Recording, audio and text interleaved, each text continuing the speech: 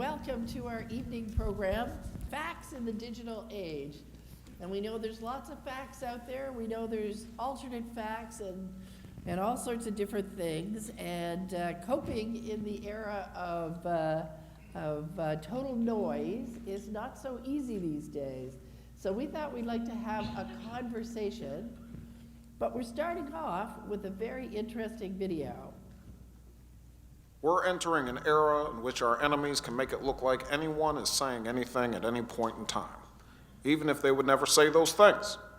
So, for instance, they could have me say things like, Killmonger was right, or Ben Carson is in the sunken place, or, how about this, simply, President Trump is a total and complete dipshit. Now, you see, I would never say these things, at least not in a public address, but someone else would. Someone like Jordan Peele. This is a dangerous time. Moving forward, we need to be more vigilant with what we trust from the internet.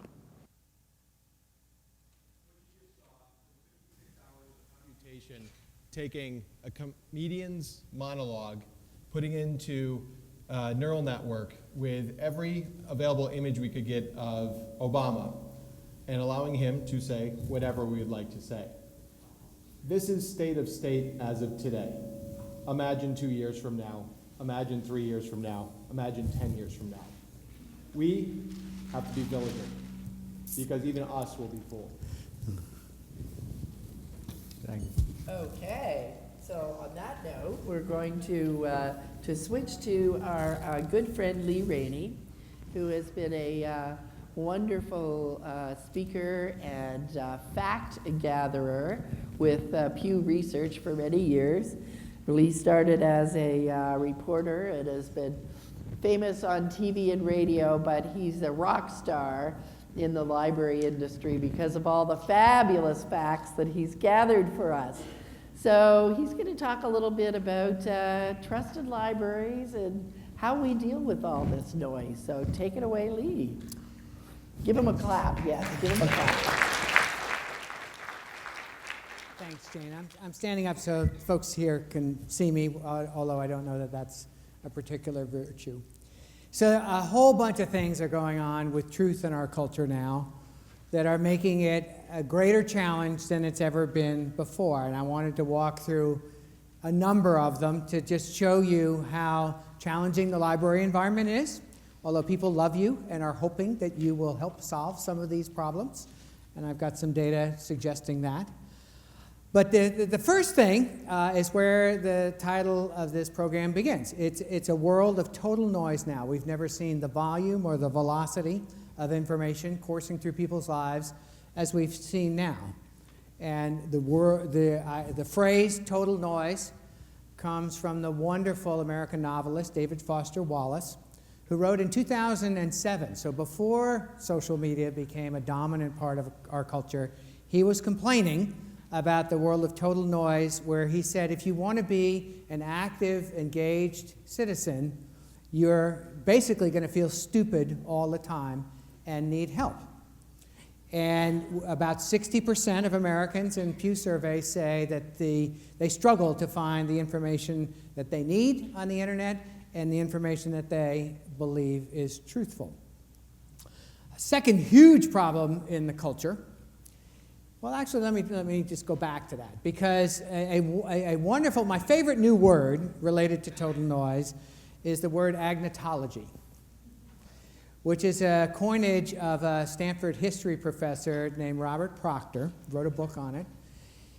And as he was looking at how the tobacco industry essentially responded to the early wave of research in the 1950s that cigarette smoking caused cancer, got together with some really clever communication specialists and decided that their mission in the world was not necessarily to convince people that smoking was safe, but it was to sow enough doubt and enough confusion that people would do two things. First of all, they'd give up their hunt for the truth. And the second thing is that they, in the world of total noise, they would begin to lose a little faith in the institutions that were meant to give them the truth. scientific endeavors, media properties, anybody that was in the knowledge business and in the facts business, as long as you created enough doubt and enough uncertainty about things, that was a win. And agno, it's a coinage of two Greek words. Agno means not knowing. Logi is the science of not knowing. And it became a standard tactic of lots of people just to create doubt, because that was enough to create a lot of social challenge and a lot of struggle in the world of discerning the truth. The second thing that's happened, is, in addition to this volume and velocity of information, is that information has become politicized, and it's gone along with the polarization of American culture. Not too long ago, maybe a generation ago, there were lots of people who self-defined as liberal Republicans, and a lot of people who self-defined as conservative Democrats. Pew data shows that over the past generation, the parties have ideologically purified themselves. The average Republican is now more conservative than 92% of Democrats. The average Democrat is more liberal than 95% of Republicans. So all of those folks who used to be sort of the bridge builders between the parties and the folks who made policy, or at least initiated policy ideas, they're a rare species now. And it's also begun to infect lots of other elements of the culture. So not only are people sort of polarized on political ideas and partisan sort of differences, but it's filtered into people's personal judgments. So they think that people on the other side are not only sort of wrong-headed and they've got bad ideas for the culture, they are also bad, they are destructive of the American way of life. They are bad people with ideas that would destroy the nature of the society that we live in. And Republicans and Democrats equally believe that. It's also infected personal relationships. Folks, it's called, in political science community, it's called affective polarization, which means you essentially judge other people by which team they're on. And the people on the other team are closed-minded, immoral, lazy, and are sort of bad people. And the whole engagement now with information and facts and truth and things like that is not so much to get to common ground and go from there, but to weaponize it, to sort of amass the information that makes my team look great and the other team look horrible. And it shows up in a ton of ways in American lives. Before the election, we found that 81% of Americans believed that the supporters of Hillary Clinton and the supporters of Donald Trump couldn't agree on the basic facts of what was going on in the world. Just after the election, 64% of Americans said that fake news made life so difficult in information spaces that people couldn't agree on what was going on in public affairs. And it's even affected personal stuff. It's down to the intimate level. 26% of Americans, including 46% of those who are under age 30, have had fake information about them posted online in a way that damaged their reputation or damaged their standing in a way that they could see. So this polarization of the information environment begins to infect all sorts of things, even sort of business life now, where you buy a cup of coffee, where you buy your clothes, what kind of coffee maker you have in your house is now sort of, by definition, a political statement, because both camps want to sort of draw over people from the business world into their line of thought. So it's sort of leaching out into all kinds of life. Going along with that, that's sort of third thing, so it's total information, politicization, and partisanship, and polarization. The third thing is how the media environment itself has become part of the story. When we ask people what news sources they trust, what information sources they trust, they tend to diverge. Conservatives have one set of news sites that they really like and trust, and liberals have another set of news sites, and there's less capacity now for lots of institutions to sort of promote the same facts and to have a shared story about what's going on in the culture, which is the precursor for solving problems, or at least sort of getting along with your neighbors and stuff like that. The fourth thing that the online environment has created here is sort of a way for people to be worse to each other, be nastier to each other, be unpleasant to each other. So a lot of social science has documented that people, when they're online, using an app or using a computer or something like that, but when they're not physically with other people, they're just disinhibited. They'll say stuff that they would never say to somebody else's face. They'd agree with things that they'd never agree with under other circumstances. 41% of Americans have been harassed themselves. Sometimes it's related to their gender, their political orientation, or things like that. Other times it's just sort of, somebody wants to go after them. 66% have seen people harassed online, so it's omnipresent. It's not just a sort of little sidelight of online life. This is a permanent feature. This is what online life is characterized by in many respects. And when you ask people about the tone of conversations on online life, especially when the subject is politics, they invariably say it's much more nasty, much more personalized, much less civilized, much less informative, much less likely to come to an agreement, and much more angry than it would be if people were dealing with each other face to face. So the online environment is actually elevating all of the ways that information is contested in these spaces. Another element of this is that the social media platforms themselves are based on a business model that privileges the most incendiary, the most nasty, the most challenging kind of content. We've done work that basically shows that the nastier you are and the more that you're inciting the sort of most emotional parts of other people, the more engagement you get, if engagement is measured by such things as likes and comments and shares and things like that.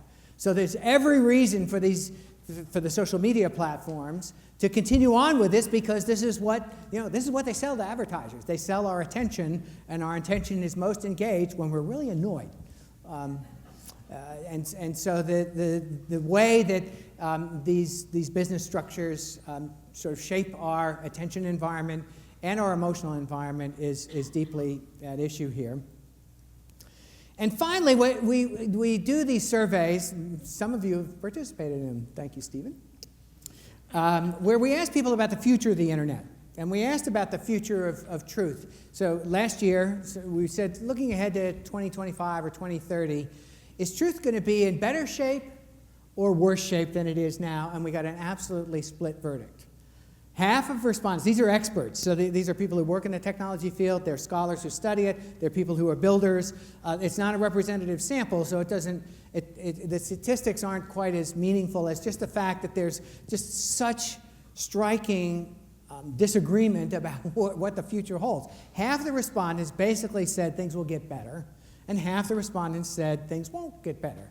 And the ones who said things won't get better essentially are tribalists. They tend to think, as a group, they were a little bit more on the builder side. They were technologists and pioneers, and their argument was that trolls will always have their way. Human nature is kind of a fixed thing. It's evolved the way it has for a long time, and it's tribal by nature, easily manipulable, and this environment, the digital environment, gives people a lot more tools to make each other miserable and to go after the people who disagree with them, right? But half the people basically said, we have changed over time as a culture. We've watched information revolutions proceed, and there's maybe some reason to draw hope from that evolution. Some of the people cited the changes that occurred in societies after the printing press was invented. There's a wonderful American historian named Elizabeth Eisenstein who wrote a book called The Printing Press as an Agent of Change. And in that book, she said for about 150 years, the fake news folks of that era got new life thanks to the printing press. People who believed in the occult, in witchcraft, in alchemy, in folklore, all sorts of stuff like that. They found new ways to exploit these technologies to promote their cause, get out into the world testimonials about how great their ideas were, and to find new adherents. They in part because the printing press made it much easier to print materials in the vernacular, so it was just easier to distribute information and to get it out to wide audiences. And sure enough, people believed this stuff for 150 years. But we also, out of that printing press, got the scientific revolution and eventually some amazing ideas about what truth is and how you can set up systems to arrive at truth. One of those amazing ideas was that truth is better arrived at by dispassionate inquiry and by actually amassing evidence and looking at evidence rather than just thinking about it. So it's really gathering evidence and looking at the models and looking what the real world evidence says rather than just doing a deep brood about it, which is kind of the Greek way that had existed for many centuries.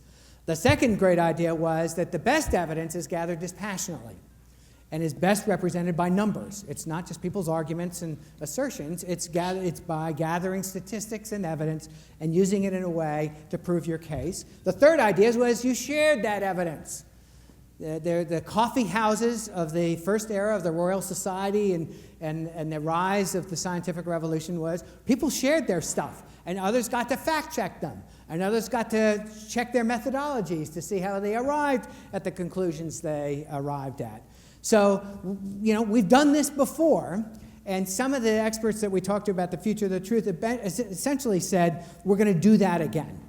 And we're going to probably, their hope was that we would end up with what you could call a cyborg future, where machines themselves would help human actors figure out what's the truth. The machines would help sort out what's the most reasonable stuff from the most reasonable sources, what's the most crazy stuff from the wacko sources, and privilege the good stuff and minimize the bad stuff, so the sort of first and second and maybe even third sorting of information might come from machines just doing the work of using essentially what Facebook tried to do after the first wave of criticism of it. They went to the fact-checking community and said, we're going to anchor our stuff in your work. If you say something's valid and true, we're going to mark it as such, and if you guys say that it's not true, we're going to give it a little ding. We're going to mark it as something that's at least in question or something like that.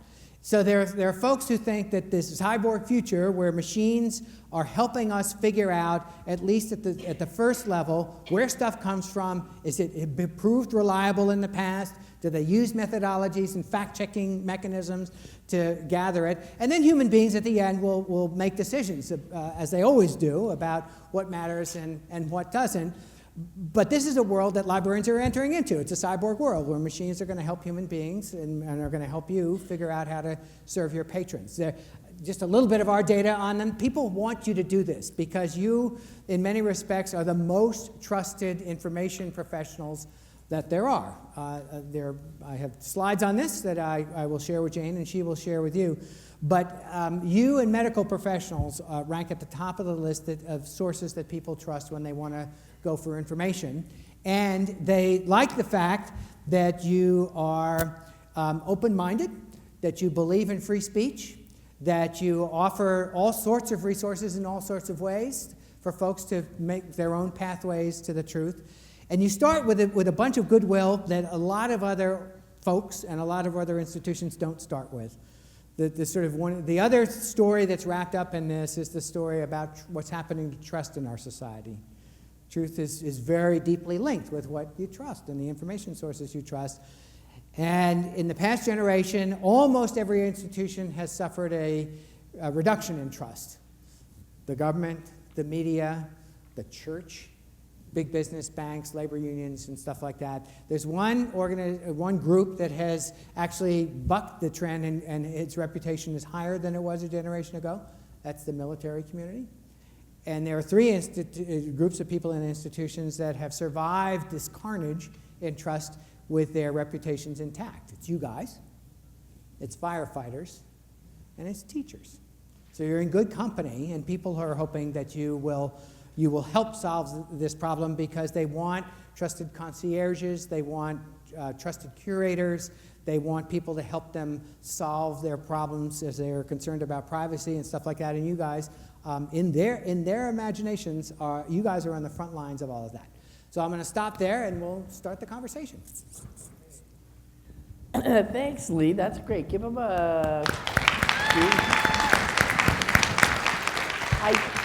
I told you he was the fact guy. He has all these things. He pulls all these numbers out. They find it fascinating. But I'm gonna let Peter say a few words first, I think, before we go into our interactive. Peter Raymond says he's a serial innovator, entrepreneur, strategist, and creative technologist. I was trying to get all of those big words out since you see I've had a few sips of wine here. I said that on tape. Oops. Don't forget to edit, Steve. At any rate, Peter has worked with cognitive AI and the Internet of Things, and has developed and sold a number of businesses. And his last startup was valued at over 90 million a couple years ago, right? Right. He, I can't read my own writing, this is bad. He worked with an amazing array of organizations, and actually you could see more of this on his bio, on his speaker page, in the, on the conference website. But what I did want to say was that for 7 years, Apple featured Peter for developing the world's first AI and clinically accurate heart failure simulation. I did not know that about you before I read it there. So I thought that was pretty cool. So he was the first person that told me about fake video last year. And so I asked him to join this panel because I thought he had an interesting perspective. So I want to say a few words before we, okay. Thanks, Jane. So that kind of intro sums up a lot of a really interesting life. Started as a young kid, curious kid, loved technology and media. So I started in media, and it's really interesting being where we are today, starting in media. It was in live television broadcast. In live television, you point a camera at something, you go to space and back, and it ends up in the living room, and you never thought that someone would manipulate what would happen. It was almost the purest form. We didn't even do editorial. It was, if the camera pointed, it went to space and back, and it was in the living room. And it's interesting, you know, we sit here in 2018, and we talk about a lot of language around AI, cognitive AI, neural networks, deep fakes, fake news. And you know, those of us who have watched a little bit of what Facebook and others have gone through, because it's not just Facebook, you know, I think they've taken the brunt of it, but Google by far is a much deeper player in this space as a whole. And I was always really fascinated in that idea of why as humans do we really enjoy opinion as fact? And we're comfortable with that. We state things as if it's all factual. Often I think because we've convinced ourselves. So that behavioral understanding, what's happening in our brain, related from the neurological pathways that allow us to present something that whether we know it's false or not, we're comfortable with doing that again, and often we'll defend it to a really scary place.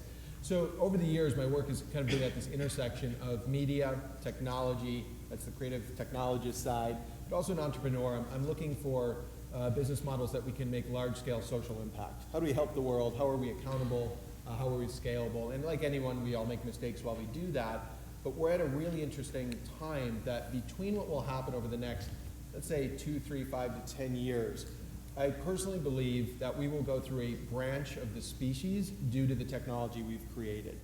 The technology we have created, we have not gone through enough DNA cycles to actually catch up with the consequences of what we've created. And in that, that's where a lot of my work is, both with kids and adults, and in this community, which I really have been kind of embraced by Jane's team. It's been really great to be here. Having these conversations, empowering people to understand not only how do you find fact and how do you find truth, but understanding in a world of this, that even if I have sensors and Internet of Things, and I can tell you the temperature, well, if this phone was in my pocket for the last hour, that temperature is wrong. And you can't even rely on things that we're comfortable with giving us this kind of factual side. But any doctor who's taken a child's temperature knows that the thermometer has to settle before you actually get a reading. And I often think about where are we in both humanity, media, and technology. When will we allow our anxiety, our own bias and otherwise to settle, to be comfortable with truth? Comments, Lee? The other thing that's going on in this world that Peter described, which is exactly right. And thank goodness there are some technologists who are thinking this way, because the sort of standard story with technology is we invent it, things get broken in culture, society, and human beings, and we eventually come up with solutions. So this is really maybe the first time that there are people intentionally thinking about how do we make sure this serves us before it becomes our master, basically. There are interesting insights that are coming out of psychology now about how people react to and embrace information. So for a long time, and this is the reason I got into journalism, and it's partly the reason I got into studying the internet, is the theory, the basic model was, if you give people good information, they will make good decisions, right? They will give up stupid ideas or crazy ideas or old-fashioned ideas, and they will come to a better place, and both individually and at the broader social level and a political level, you'll get better decisions. Well, we're now learning, nope, not true. So one of the major insights that's come out of this world is tied to what's called motivated reasoning, which is a well-documented phenomenon now, that if you are presented with a fact that challenges your worldview, you don't say, I might have to change. You say, I'm going to find more reasons to believe what I currently believe. And so you actually intensify not only your hunt for confirming information, but you intensify your emotional reaction to people who say you're wrong. And so there's actually a hardening and a divergence that comes from that, rather than a coming together and an interesting deliberation and people sort of being open-minded and things like that. The other thing that is so, and the way this shows up actually in Facebook, probably before they understood this, thought, okay, we'll engage the fact-checking community and we will use them as our anchor for what's true or what not. So we'll send signals about, using their information, we'll send signals about what's true and what's at least challengeable. And the minute they put on a warning signal to stuff, it became clickbait for people who wanted to believe that stuff. And so they were, with the best intention in mind, they were trying their hardest to sort of say, warning, stay away, it's not so good for you, this shouldn't be believed. And people were doubling down on their idiocy because Facebook was saying, yeah, and it's partly because of this tribalism. It's sort of, this is what my team believes.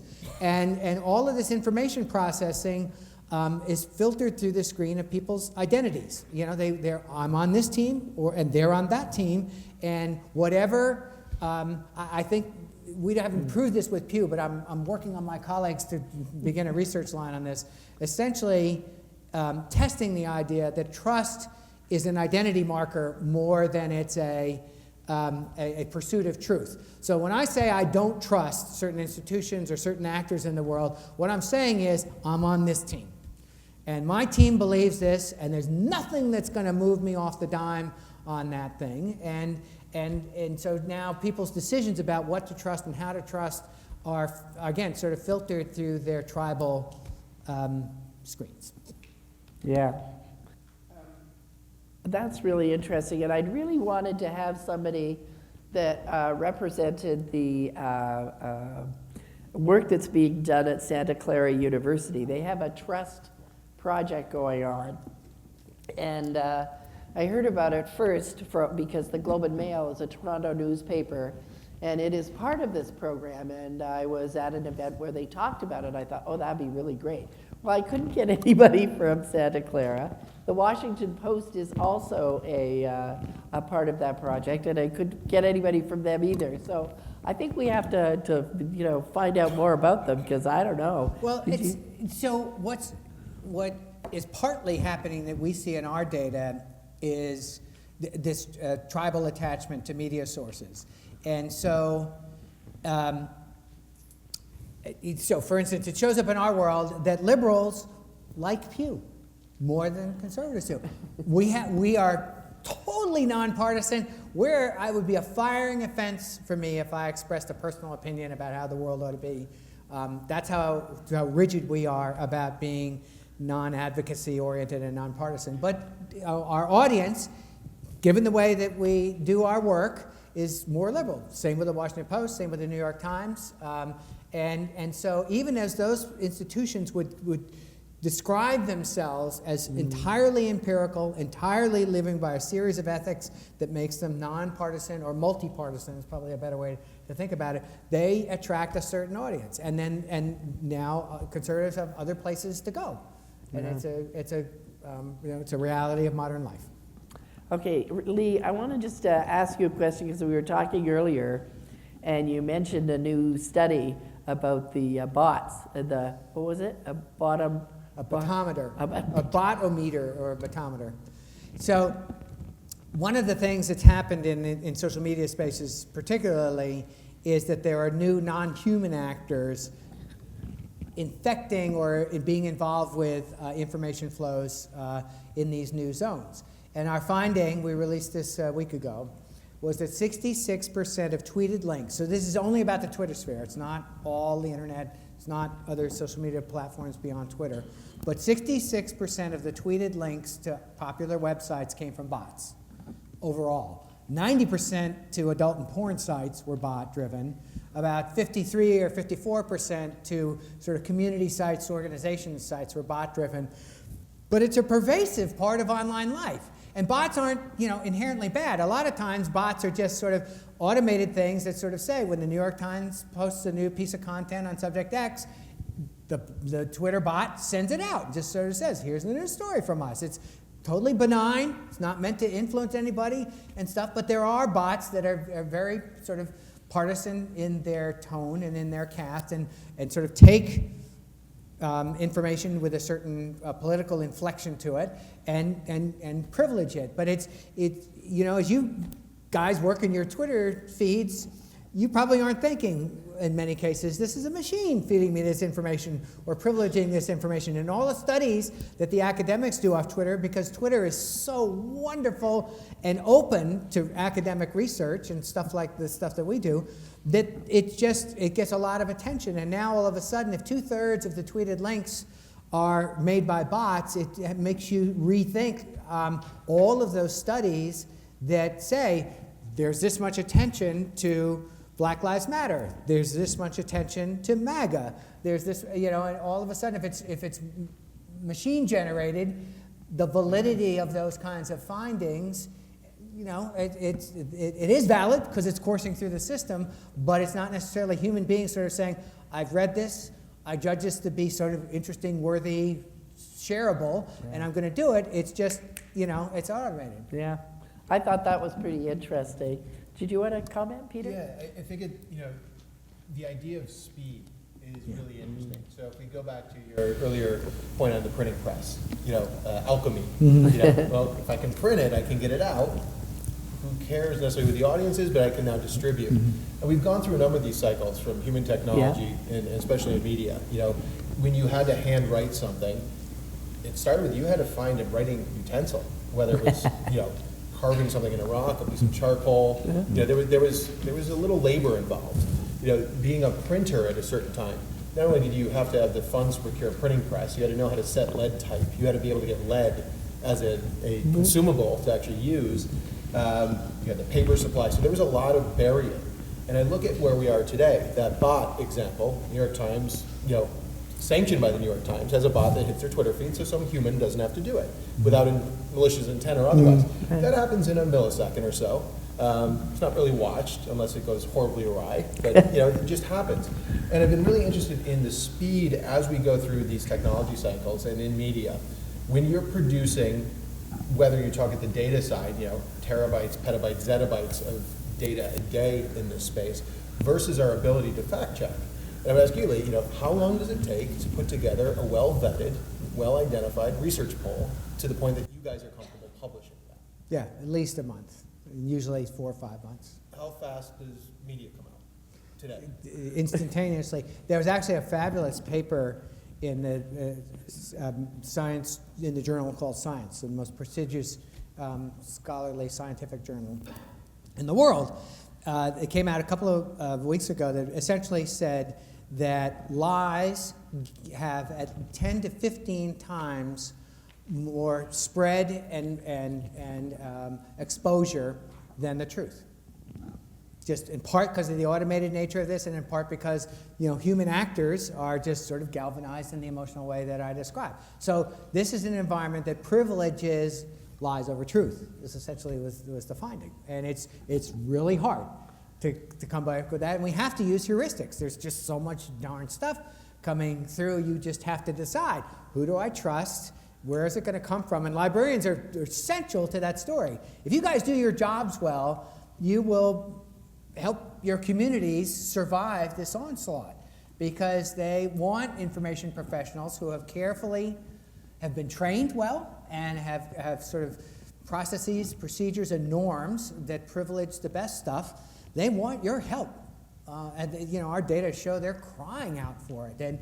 And so in a way, there's a demand for you to be more proactive than you've ever been before. It used to be you're kind of passive about it. Somebody asked you stuff and you answered their questions seriously and thoughtfully and comprehensively in the way that you could. Now there's this sort of affirmative assertion by people, we need you guys to be the starting point. Literally the smarter curators of this stuff, because we're not sure our filters are set the right way, we're not sure we're getting the right stuff. And you guys are sort of antidotes to echo chambers. Interesting.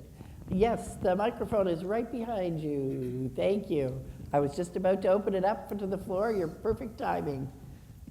Well, I'm glad to be perfect timing, but I'm sorry to be a bit depressing in my question.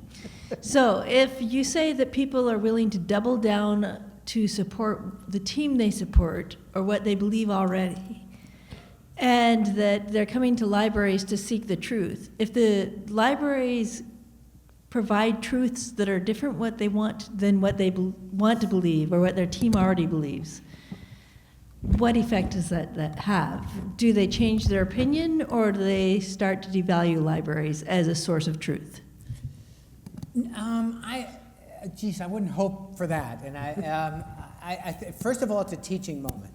So it's a way for you to talk about how you evaluated stuff and the processes that other institutions, and what the meaning of peer review and the meaning of sort of publishing and fact checking. So it's partly a teaching moment. The other thing is that you walk in with enough trust to any relationship that people at least will give you a fair hearing. It's not like the idiot in the bar stool next to them or over their backyard fence who's telling them stuff. It's somebody who knows what they're talking about. The other thing that is going to happen in the next 10 or 15 years is we're learning so much about cognitive science that we're going to learn what kind of interventions at what kind of points will make a difference to people. So the first instance, when are people actually open to information that might challenge their point of view? And some early work on that suggests that if they have innate curiosity, that at least they won't shut you down at the earliest moment where your information challenges their point of view. The other thing that we've learned for a while is that if there's an interesting defection from the other team, and that defector basically says, my team was wrong, and here's the answer why, that's pretty powerful and changes people's minds. And even if it isn't a defection, if an unexpected ally vouches for contrary information, you're also more open to it, which is a sort of a good point for librarians. The classic example of this is when the environmental movement began to speak or began to hear from the national security community that climate change was a national security concern. A bunch of conservatives began to rethink their positions on the human contribution to climate change, because their buddies or their allies were the ones who were saying, this is something you need to pay attention to. Same thing when the Pope said it.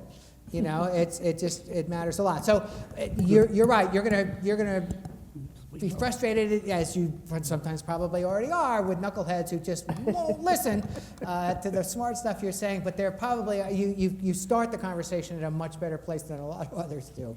And I would add a bit of optimism on that. Is they came to you, so that means they're a bit open. Yeah. So I don't know. I think at least that shows a behavior that is maybe seeking, even if they don't have the confirmation bias for themselves. and also understanding human behavior. You know, there's really interesting research of how lying has progressed us as a species. When someone knocks on your door in the middle of the night and says, "Do you have expensive jewelry?" and you say no, that's putting you a better survival rate when they realize that. And we've used lies often to have that behavioral To protect ourselves. Yeah, Yeah. and moving forward on that. So I think, first of all, start looking at, they came to you, how do you embrace that, and how do you do it in such a empowering way that they can find their own journey? And yeah, you may have those people who you lose, but let's have some faith that, you know, they're coming to these institutions for a reason. Yeah, nice. Good. Donna? Yeah, I have sort of two questions, and they're kind of from a devil's advocate kind of viewpoint. But the first one is, okay, so if there are two sides and there's a war on truth, are both sides competing at the same level, and should they be? Well, this is the agony of the news business, the tribe I used to belong to. You know, for so many years, the norm and the professional creed was to get, you know, to give equal time to multiple sides of the question or both sides of the question, if it was as simple as that. There are a lot of newsrooms that are agonizing over that, and a lot of newsrooms have eventually said, you know, we're going to have to call a lie a lie. And there's a lot more of that going on. The whole rise of the fact-checking community, there wasn't a beat called fact-checking 30 years ago when I was in print journalism, and now it's a thriving. It's back. enterprise. Yeah. But it doesn't mean that so there are any number of ways that this interestingly shows up in people's lives.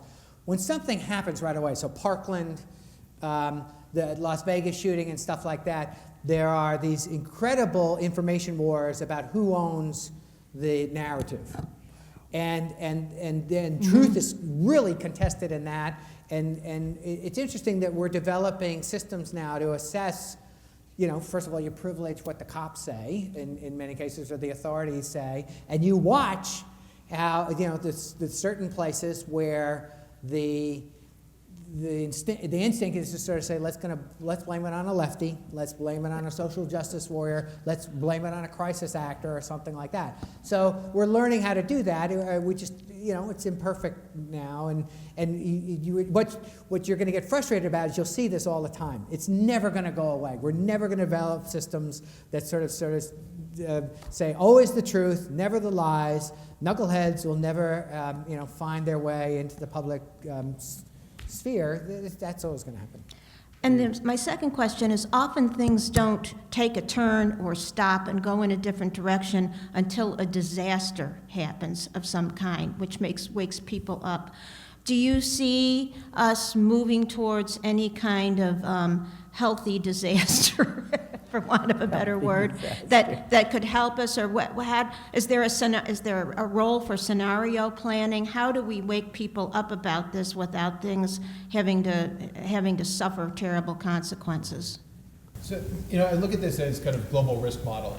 And this is done in theater of war, this is done in political theater, this is done in media. You know, to your earlier question, with the business of media, you know, when you look at 24-hour news cycles, it's not about, they don't care that much about truth, fact, or otherwise. It comes down to very simple: ratings, advertising. So behavioral economics, I don't know if it's, you know, this side or that side, behavioral economics kind of wins in that. And I think when we look at global risk and understanding what is at peril if we allow this to continue, and not to say what the event will be, I personally do believe there will be an event in our future that is going to reset everyone a little bit, say, A, how do we get here? And I think, like most things, we have this pendulum in our lives, in history, and when we swing far the one way, we don't ever say, hey, let's come back and hang out here. Physics drives the pendulum through the center to the other side, whether that's at 60 hertz a second, or if that's centuries of time, or eons in that. And I really look at that side of, when that event happens, will it actually cause us all to sober up in this idea of what we've created, or will it put us so far on the other side that there'll be so more intended consequences, rather than having the real conversation of, where is moderation in any of conversation, which is ultimately the ultimate risk model. Moderation is where you find good risk profiles. Thanks. Nature. Stephen, just before your question, I just want to ask both of you about transparency. And maybe, Peter, you would give your example of what you did with the UN in terms of getting questions. Sure. Tell that story, because I think that's interesting. So with my last company, I had a company for about 10 years called Human Condition. And we worked on large-scale social impact challenges. We had a technology studio lab, a consultancy, and we did a lot of pro bono work as well, because we often found the best projects in the world didn't have budget, and we said, why should that stop it at the door? So we like to invest in those types of things. And a friend had approached us about a project that she was interested in doing as the candidates were going through the process for the new Secretary General of the UN back in 2016. And she had the idea, could we crowdsource questions from all over the world to be brought into General Counsel to be asked of these candidates for the Secretary General? And we talked about it and said, yeah, we could do that. You know, we could knock out a website and we could have form submission, and you know, it wouldn't be. It's not a technology lift. I'd be more concerned on governance, data protection. How do we select the questions? You know, in our heads, we were honestly, I think we were all thinking, okay, we're going to get maybe 100,000 questions. Well, we've got 15 million respondents, and in that creates great responsibility of what questions to choose. And this was televised over 2 days globally, webcast, as well as Al Jazeera ran 2 days of live programming out of the UN in New York. And it was just so interesting because we had submissions that were often video phone selfies asking the question. So there was a certain point, talking about is that video side, not what you just saw with Obama, that you could take it off, but will the question have any more validity or weight to it if you can actually see the man, woman, and child asking the question in front of that versus a delegate standing up and reading off a piece of paper? And that really inspired us to do some other program on it. But it was just fascinating when you give the people that voice. Right. And the beauty with fact or truth, asking a question can also imply that bias. So one of the questions that we had, and this came in from, I believe, South America, said, why is the UN building dams to help our agriculture, and how will it help them build more? Dissect that question. What is your favorite color and why is it blue? There was no question there. And that was a really interesting thing. Do you hold that back? Are you censoring that question? Do you have to put a framework around that to explain, we believe the question is actually this, which is you have someone who's interested in the agricultural and agrarian society and water's an issue and blah, blah, blah. Will we go down that road? Or does this have an agenda from the question? So I think those become really interesting pieces, both from whether it's citizen journalism, whether it's institutional journalism, whether it's just us as human beings. And I often look at, when we publish from a journalistic standpoint, the words you put on a page are way less than the words you choose to omit. Yeah. Both sides could be construed of, is it pure journalism? Or are we human beings and we will always have implicit bias? Yeah. Yeah. And will the machine possibly have less bias if it's given a set of governance? Right. So I can only produce the facts. And the moment I can't, I melt. Well, there you go. Stephen. So I was really thrilled to see Lee bring back the concept of agnosis, that the old Greek Latin term for resistance to knowledge. And we're seeing that in spades right now. And so you've identified the issue. Like we could spend all night whining and bemoaning the fact that the world's bad on fake news and shit. So how do we address that? I'd like to steer the discussion a little bit more into solutions. So we know mistakes were made in the 80s when we got rid of the fairness doctrine on media in the US, or freedom of speech got out of control. So I'm Canadian. We have a broader right of freedom of expression, but we also have a constitutional guarantee of freedom from hate. So our freedom of expression is the only limit we have in Canada is you aren't allowed to engage in hate speech. So what are the frameworks we need legally around slander, libel, true identity, the way the press needs to behave around fairness? I'm not thrilled with the 50-50 thing.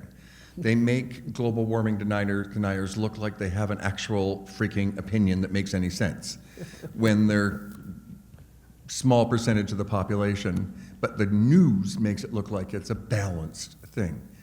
So what are, Peter may be able to answer this more easily without getting fired, whereas I'll phrase the question for Lee, where should we explore the research on framing the regulatory and principle-based strategies to deal with the fake news problem? We've all identified the problem, we know it's there.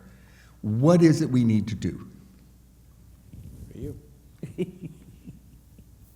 We have a responsibility as, I think, folks in this room to help and enable a well-informed electorate. We've built systems over the years and we hold certain truths. I think often, self-evident, yes. I think it's been written.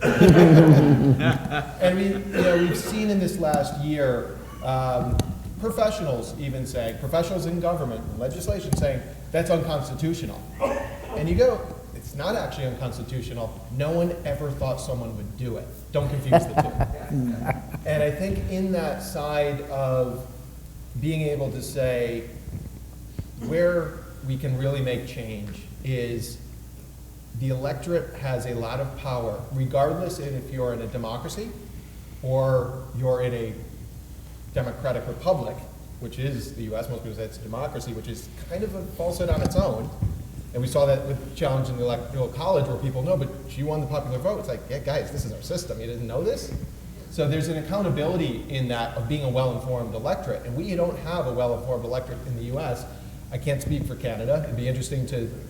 And I think, even if we're not in any form of democratic side, as an electorate, as human beings on the global stage of rights and empathy and humanity and compassion, there's still a really great need for that well-informed human electorate.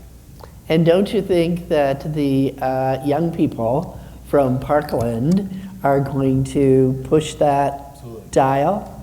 Yeah, and I think it really is showing people the difference between what we know as millennials to what is Generation Z. And it's not that there's the cutoff, it is, I think, dangerous to get too far into the segmentation of those. But what you're seeing with, the typical apathy of the millennial brand has now turned into Gen Z. It's like, yeah, we get it, it sucks, let's fix it. As opposed to, it sucks, I'm gonna go live at home, Yeah. fill my hole. Yeah. Right? And I think looking at that side of seeing these kids, seeing children, literally children, these are kids. Yes. Being toe-to-toe on CNN, on Fox, on national stages, putting a senator to task and embarrassing the hell out of them. That's a powerful moment. We need to Yes. pay attention and empower those kids. Absolutely. Because they're going to be our new media. Well, yeah, They're and our new politicians. when you were talking about the educated electorate, I mean, that's where it's coming from, and I think it's great. Okay, next question there. Sorry, I'm short. So my question is about the library's potential role in individual change versus societal change. So right now we are talking mainly about individual change. A patron walks into the library with a reference question, we answer it. Maybe our answer is kind of disputing what they were taught when they were growing up. But unintentionally, the librarian may have just disputed something that their parents have taught them, that their grandparents have taught them. So we just accidentally insulted their entire nuclear family without even realizing it. So how can the librarian go out and reach an entire society or an entire community rather than just going after one individual at a time? So would we be able to address these issues at community programming instead of just on an individual level? Has that been done already? Is it being currently done? I don't know if it's being done, and this would actually be my answer to Stephen's question too, which is that, again, the lesson of history was that the scientific revolution eventually spawned universal education. To be an active contributor to society, you had to know stuff that your ancestors in agrarian society didn't have to know.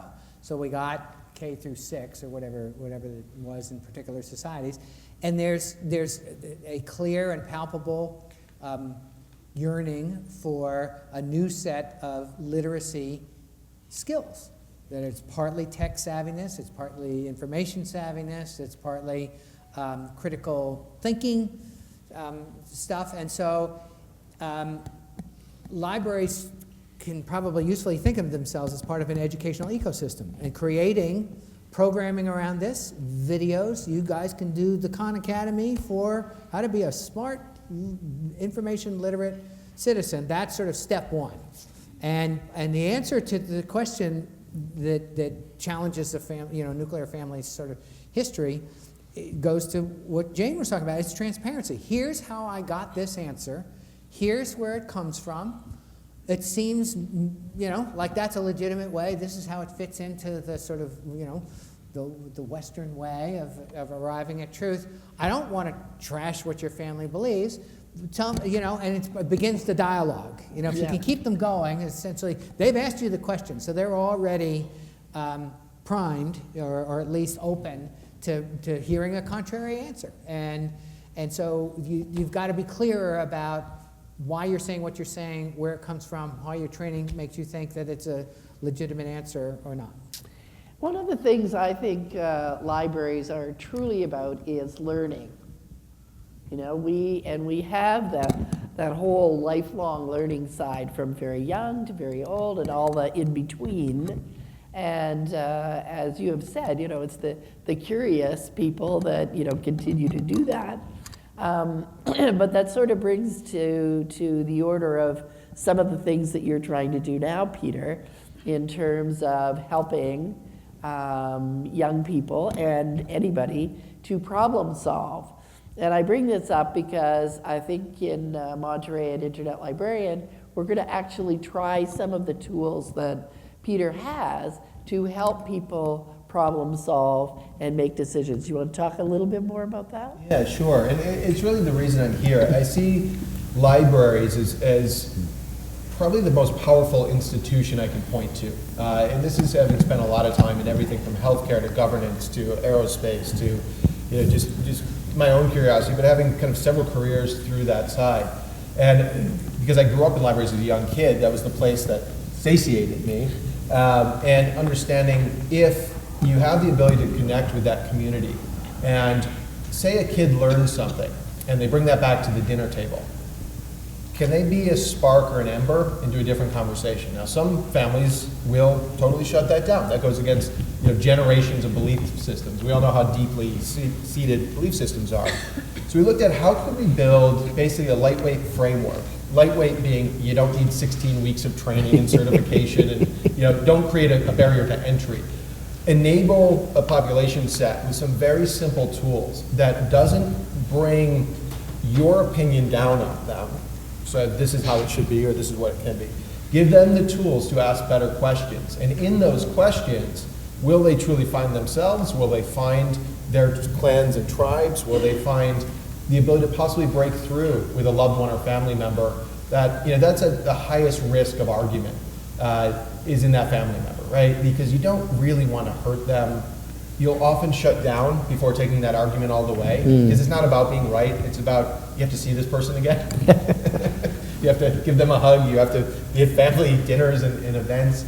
And I think looking at this programmatic side of how can we help libraries and librarians and the communities around libraries, because you have a unique audience, you have physical artifacts and you have information and you know how to seek that. So if we can help people frame great questions and say, well, we don't have the answer, what would it take for us to find out? And can you bring communities together, even who are in a place that they don't agree on something, not to convince them of the other side, but bring them slightly closer to the middle. And if we chip away at that rock for 100 years, maybe we learn how to be a little more efficient, we do it in 10 or 15 years, I think that gets us to a place where there's power in that, but power that doesn't necessarily turn into a manifestation of abuse and understanding, well, this is it. Because that's where it starts, the pendulum swinging again. Even science, I look at science, and so many people look at science as fact and truth. Science is fact and truth. Science's best available fact as we know it right now. Tomorrow it can change. Science is not the arbiter of absolute truth or fact. If you work in astrobiology, you're doing research work on non-carbon-based life forms. That will make another scientific community's mind physically explode. Doesn't mean it doesn't exist because we haven't found it, and that's kind of how we go through the beauty of all this. It's not whether it's real or not, it's often the beautiful human pursuit of it. It's shooting for the stars and understanding that. And I think libraries are the absolute best venue, and librarians are the best ones to deliver this. To get back to a very simple thing, we need a well-informed electorate. We go down the path of an ignorant, uninformed electorate, we get what we've got. So watch for more information on what's coming at Internet Librarian. Okay, question. Sorry, we made you wait a long time. It's all right. I just want to comment really quick on your question. My library did have an event on how to find fake news for the community, and we had about 60 people show up in the local newspapers. I don't know if it's made a lasting change, which I think is what you were going for, but it was a popular enough event that I would suggest trying it in your library to see how many people that you could teach and learn and at least get a step closer. Which library was it that you were Oh, Gail Borden in Elgin, Illinois. Great. And what was the event? Oh, it was about a year and a half ago. I forgot what it was called. It was something about fake news and libraries and how to avoid it, or something semi-generic like that. Good. Okay, so I don't really have much of a question, but I do have a comment. There's something, or I've thought about this a lot with the fake news and with facts in general, and I don't think you guys have really talked about it yet, so I just want to kind of give my comment and then see if you guys think my theory is legit or not, or viable.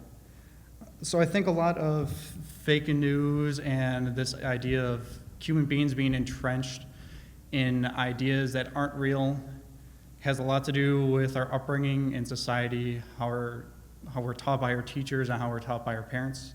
Especially from my perspective, this has definitely been found to be true for my parents, for my friends, etc. When I was taught in school and by my parents, we were taught these facts are true because they're in a book, because I'm the adult and I'm the figure and I say so. I'm the teacher, so I'm right. There's no, well, I don't really know the answer to that, but I know how to find out. There's, you memorize these facts and that's how it is. And because of that, when children grow up, that kills their creativity, and it also doesn't give them the tools they need to find the right answers. So in the future, when they start listening to Fox News, CBS, or whatever it is, that becomes their new authority figure. That becomes their new parent that tells them this is what's right. And since they don't know the skills that us librarians have or that other people have that didn't have to deal with those same experiences, they just take that as fact. And those authority figures, just like their parents, they want to defend instead of question, instead of trying to figure out, all right, well, maybe this is right, let's see what other sources have to say. I think if we could change that in the upcoming generations, then we'd have a good chance of eliminating or at least curtailing a lot of the problems that we see today. There's actually, in the past generation for sure, there's been interesting research about pedagogical success that basically says sage on the stage doesn't work nearly as well as experiential learning, as participatory learning, as learning how to learn, which is the precursor to the lifelong learning piece. It's taken a while. I mean, educational formalities are sort of rigid, entrenched systems, but there are lots of people who now know that essentially what you're arguing is true. There's a bunch of evidence for that. So, in a way, maybe it happens outside the classroom before it happens inside the classroom. 73% of Americans self-describe as lifelong learners. And one of the stunning things that as we were beginning to plan some work on this, you do some background research. No one had ever asked that question with that phrase in it. So we get this number in 2015 or 16, First time, I can't say whether it's grown or shrunk or anything. My hunch is it grew a lot, especially driven by the Great Recession, which was a reckoning moment for so many people about, do my skills survive anymore? Does my company survive? Does my industry survive? And so this it's certainly in the economic sphere, the quest for self-examination and then moving on. I've got to learn new stuff, or I've got to get out of this crummy company that's not going to survive the next onslaught. I think that's now baked into the culture. The other thing that we saw in that research was so lovely that a ton of lifelong learning is premised on altruism. People learn stuff so that they can help other people. It's amazing. It's such a great story, and it's a sort of wonderful story that librarians can embrace, because that's why you're in the line of work you are. You're not in it for the money, I would guess. So I think you're right, but it might take a while for the systems to sort of see it your way. All right, thanks for listening to me, and thanks for the insights. Thanks. Okay, I think our last question, and then I'll let you guys put your last words in. Okay, so obviously a lot of people are accessing libraries and library information online, and that's kind of the way things are going. But just from what you're talking about tonight, you're saying that libraries and librarians are kind of the wave. We need to be more proactive, I guess. So I'm wondering, kind of a little bit different question is, how do you think, just from both of your perspectives, we can redesign library spaces to make them engaging to Generation Z or others? Thanks. Interesting. I look at space as a really important piece of the human experience. We're sitting in this ballroom. You all have been in many ballrooms. They don't look that dissimilar. They're beige for a reason. The idea of what you can do, both from an architectural understanding, behavioral dynamic standing, and also our interaction with natural systems. So things like natural light over fluorescence. Library will say, wait, we put in, oh great, CFLs, we're saving all this power. It's like, yeah, and you're zapping the brain. It's like, it's not a natural light wavelength. So it causes fatigue, irritability, and I think really being able to understand how much we can incorporate from biomimicry. Think of those times when you've been your most creative, your most happy, your most inquisitive, your most open, your most free, and try to put that into some form of language or analog into space. So, we talk about, how often has anybody heard the phrase, we have to think outside the box, right? And it's this classic thing, and I always say, that's the worst advice ever. You need the box, that's the constraints, that's the challenge. But the reality is, we've been thinking outside the box for a very long time because we didn't have boxes to live in. We didn't know what a room was to quite recently in human history. We had shelter, but a room or a box. So this idea of space is a really interesting study, both architecturally, behaviorally, and understanding natural systems. So the ability to have really flexible space, I think, is extremely important. As opposed to saying, where would the walls go? You say, what is the purposeful use of this space, and how many other activities could use this space? How do we shift the capital that would go into beams, walls, and fixtures into wheels, ropes, and chalkboards and whiteboards, really changing the nature of what we think of kind of the armature in space. And there's some really great architects who are pushing generative design and parametric design. The idea that you can put inputs into the machine and say, here's what I'm really looking for. I'm looking for a space that has great natural light. The machine already knows where your location is. You've typed in the address, so it knows the azimuth of the sun all year long. It knows where to put the windows. Are they south-facing or not? You say, here's either the material I'm comfortable building on, because it's a resource I have, the budget I have, so it knows the budget, it knows average construction rates. What's the life cycle of your building? Is this built for 10 years, 5 years, 1,000 years?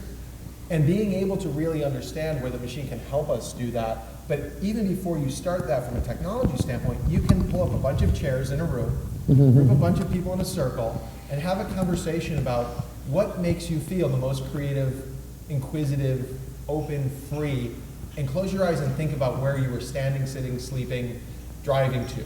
And that mimicry becomes really interesting. And this is not just for libraries, we're seeing this as space all over the place.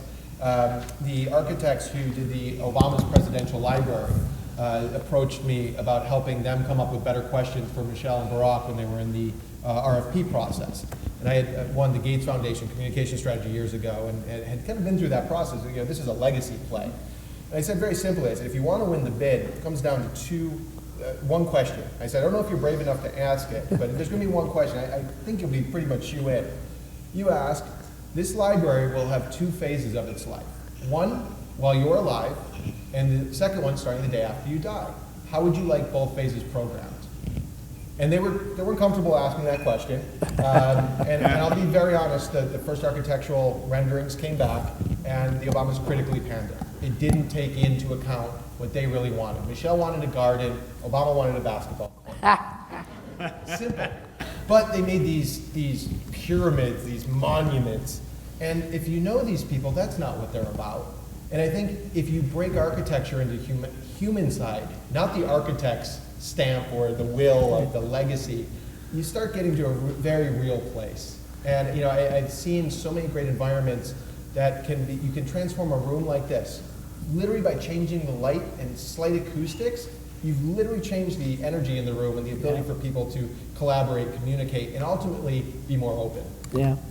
We've had a number of programs at Computers in Libraries, you know, over the years around a lot of the European design. You can look for, in our past conferences, some of the material from Eric Boekenstein in the Netherlands, and some of the very flexible and creative spaces that they use.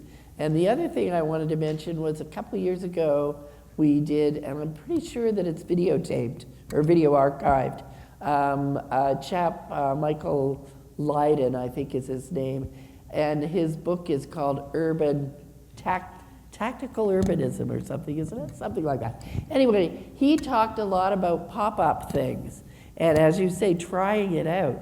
So in your library, you take a space, you know, you clear it all out, and you put a circle of chairs and see what people do with that. Or, you know, he had bicycle paths that he taped, you know, in communities, and had tables and chairs and umbrellas, you know, on the sidewalk, so that people could actually see what it would be like if they actually, you know, created this. But it was a pop-up, not to, you know, just to get people thinking about what that space could be.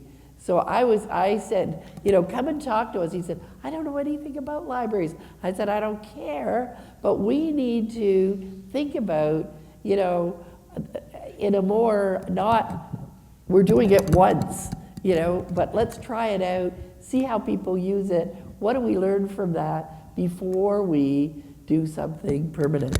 I love that because, you know, the library itself, and we're talking about the physical structure of a library, because we know obviously libraries can manifest without having bricks and mortar, but when we're talking about that physical structure that many people kind of associate with the library, how do you turn the library itself, the physical building, floor, ceiling, walls, the constrained environment, the built environment, into a living lesson?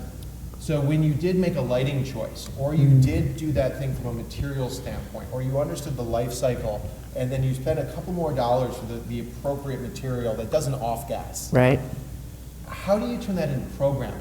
Because I think that's where it really comes into a really important space when you have the ability to curate interesting conversations. And often you'll see it in a museum once in a while. Science centers do this all the time. There'll be a certain window and they'll have a little sign pointing up to it. You know, on every 4.5 years at this time of day, we get a pinprick of sunlight that comes across. And it's an interesting moment, but it's more of a did you know?